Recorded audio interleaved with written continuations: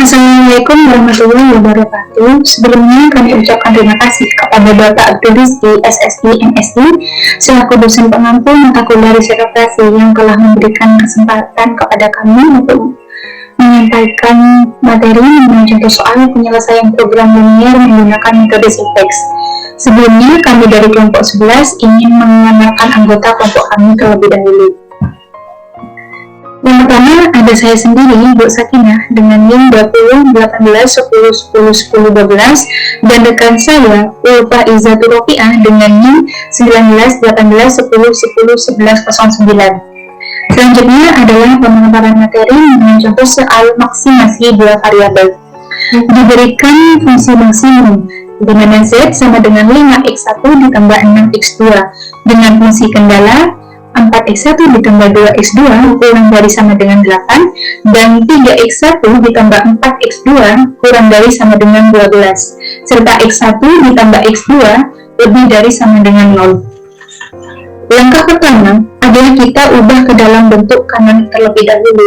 Maksudnya, mengubah ke bentuk kanonik adalah mengubah tanda seperti yang tertera pada gambar dari kurang dari sama dengan menjadi sama dengan, sehingga pada data tersebut kita memperoleh fungsi tujuannya berupa Z sama dengan min 5 x1 ditambah 6x2 dikurangi 0s1 dikurangi 0s2 sama dengan 0 dan 4x1 ditambah 2x2 ditambah s1 sama dengan 8 dan 3x1 ditambah 4x2 ditambah s2 sama dengan 12, di mana nilai s ini adalah setiap variabel atau variabel pengetat.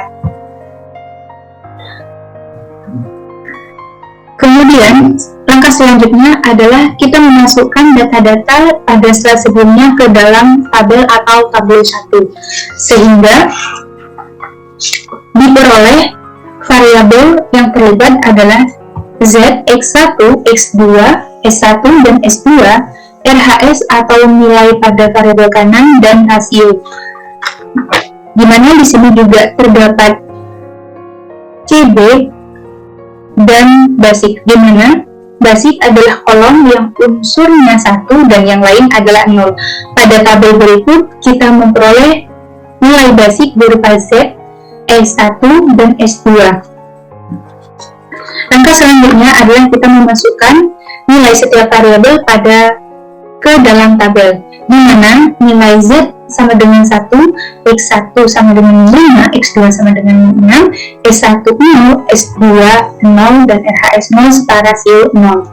Kemudian pada S1 nilai Z sama dengan 0, X1 sama dengan 4, X2 2, S1 0, S2 0, dan RHS-nya sama dengan 8. Kemudian S2 nilai Z sama dengan 0, X1 3, X2 4, S1 0, S2 1, dan RHS-nya sama dengan 12. Sehingga solusi dari tabel 1 adalah S1 sama dengan 8 dan S2 adalah 12. Nah, apakah solusi ini sudah optimal atau belum? Untuk mengeceknya, kita lihat baris ke 0, ke 1, dan ke 2. Untuk soal maksimasi, jika baris ke 0 masih ada yang negatif, maka tabel tersebut belum optimal. Untuk menentukan tabel kedua atau tabel kedua, kita tentukan kolom kedua dengan menentukan kolom kuncinya terlebih dahulu, di mana di baris 0 yang paling negatif, maka dari tabel atau tabel 1 ini kita memperoleh nilai yang paling tinggi, nilai yang paling negatif adalah X2, sehingga X2 adalah kolom kuncinya atau X2 adalah variabel masuk. Kemudian selanjutnya adalah kita cari baris kunci. Jadi kita menentukan baris kunci dengan membagi kolom RHS dengan kolom kuncinya, yaitu kita dapat tentukan RHS 0, yaitu kita dapat tentukan RHS-nya di mana 0 dibagi 6 sama dengan tidak ada. Kemudian RHS 8 dibagi 2 sama dengan 4 dan 12 dibagi 4 sama dengan 3. Kemudian dalam hal membagi, tidak boleh membagi dengan yang negatif ataupun 0. Jika bertemu dengan kasus pembagi dengan 0 atau negatif, maka rasionya untuk baris tersebut tidak diperhitungkan. Sama seperti pada baris ke-0, di mana ada pembagi 0 dengan negatif, maka rasionya tidak diperhitungkan. Kemudian kita cari baris kuncinya. Baris kunci diperoleh dari melihat baris rasio dengan nilai terkecil. Di sini kita dapat mengetahui baris kuncinya adalah B2, di mana B2 memiliki rasio terkecil yaitu sama dengan 3. Kemudian dari kolom kunci dan baris kunci, maka yang berpotongan disebut dengan unsur kunci atau pivotnya. Dari data berikut kita memperoleh nilai pivotnya berupa 4.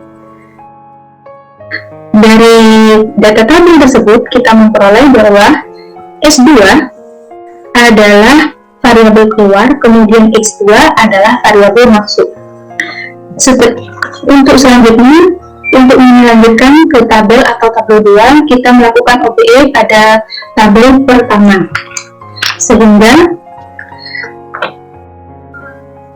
langkah pertama yang harus kita tentukan adalah mengubah unsur kunci atau pivot menjadi 1. Maka yang harus kita lakukan adalah kita upgrade B1 menjadi B2 aksen, dimana untuk mengubah 4 menjadi 1, maka yang harus kita lakukan adalah B2 aksen sama dengan seperempat B2, sehingga nanti hasilnya adalah 1. Kemudian kita harus merubah juga nih 6 dan 2 menjadi 0, sehingga kita mempunyai B1 aksen sama dengan B1 dikurangi 2 kali B2 aksen. Sementara itu, untuk B0 aksen sama dengan B0 mula-mula, di mana supaya min 6 menjadi 0, maka berarti yang harus kita lakukan adalah B0 aksen sama dengan B0 ditambah 6 dikali B2 aksen, sehingga diperoleh data tabel atau tabel kedua yang akan dijelaskan oleh rekan saya. Kepada rekan saya persilahkan. Baik, terima kasih. Selanjutnya saya akan melanjutkan penjelasan dari rekan saya. Setelah dari tabel yang pertama telah didapatkan, maka tabel kedua didapatkan dari tabel yang pertama sebelumnya, sehingga didapatkan Z sama dengan 1, X1 sama dengan min 1/2, X2 sama dengan 0, S1 sama dengan 0, S2 sama dengan 3/2, dan RHS-nya yaitu 18. Kemudian pada S1, Z sama dengan 0, X1 sama dengan 5/2, X2 sama dengan 0, S1 sama dengan 1, S2 sama dengan min 1/2, kemudian RHS-nya itu adalah 2. Kemudian pada X2, Z-nya sama dengan 0, X1 sama dengan 3/4, X2 sama dengan 1, S1 sama dengan 0, S2 sama dengan 1/4, kemudian didapatkan RHS-nya 3, sehingga S1 sama dengan 2 dan X2 sama dengan 3. Karena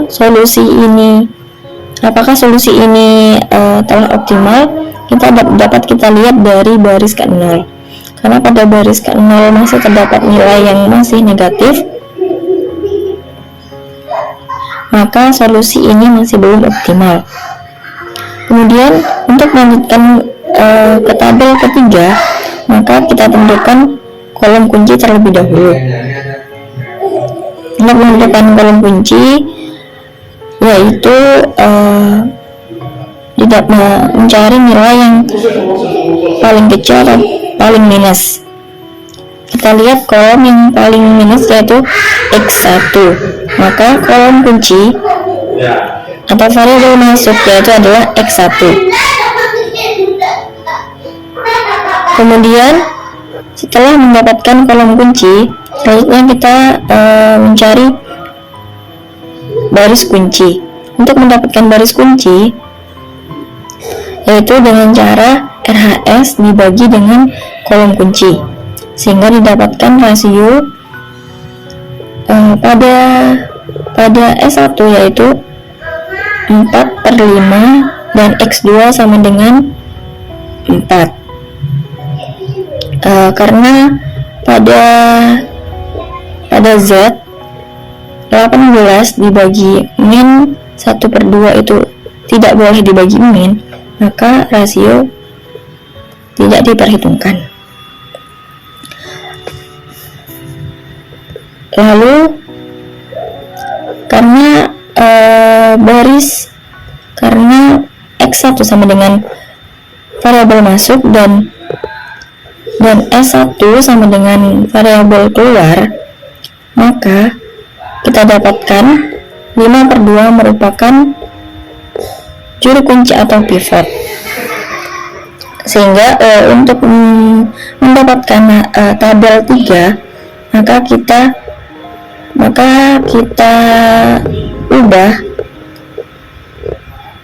pivotnya ini sama dengan 1, sehingga B1 absen diubah menjadi B1 double absen sama dengan 2/5 B1 absen. Nah, selanjutnya kita juga harus mengubah min 1/2 sama dengan 0 dan 3/4 sama dengan 0, sehingga B0 double absen sama dengan B0 absen plus 1/2 dikali B0 double absen. Kemudian B2 double absen sama dengan B absen 2 min 3/4 kali B1 double absen, sehingga didapatkan tabel ketiga. Pada tabel ketiga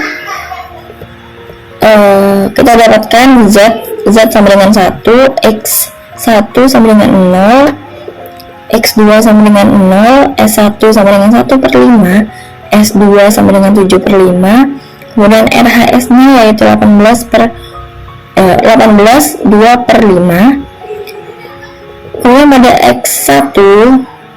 pada baris X1 kita dapatkan Z sama dengan 0, X1 sama dengan 1, X2 sama dengan 0, S1 sama dengan 2/5, S2 sama dengan min 1/5, kemudian RHS nya yaitu 4/5. Kemudian pada basis ke X2 Z sama dengan 0, X1 sama dengan 0, X2 sama dengan 1, S1 sama dengan min 3/10, S2 sama dengan 2/5, kemudian RHS nya yaitu 12/5. Karena pada baris ke-0 tidak terdapat nilai negatif, maka pada tabel ini dinyatakan tabel optimal,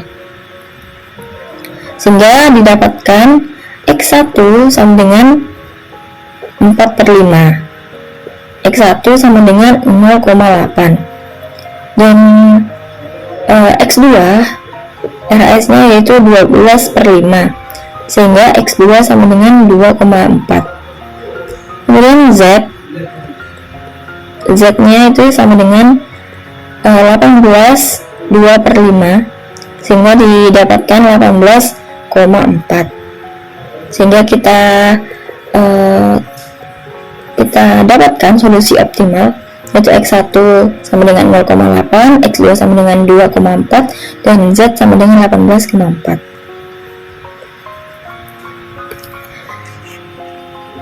Sekian dari kami, kurang lebihnya kami mohon maaf. Wassalamualaikum warahmatullahi wabarakatuh.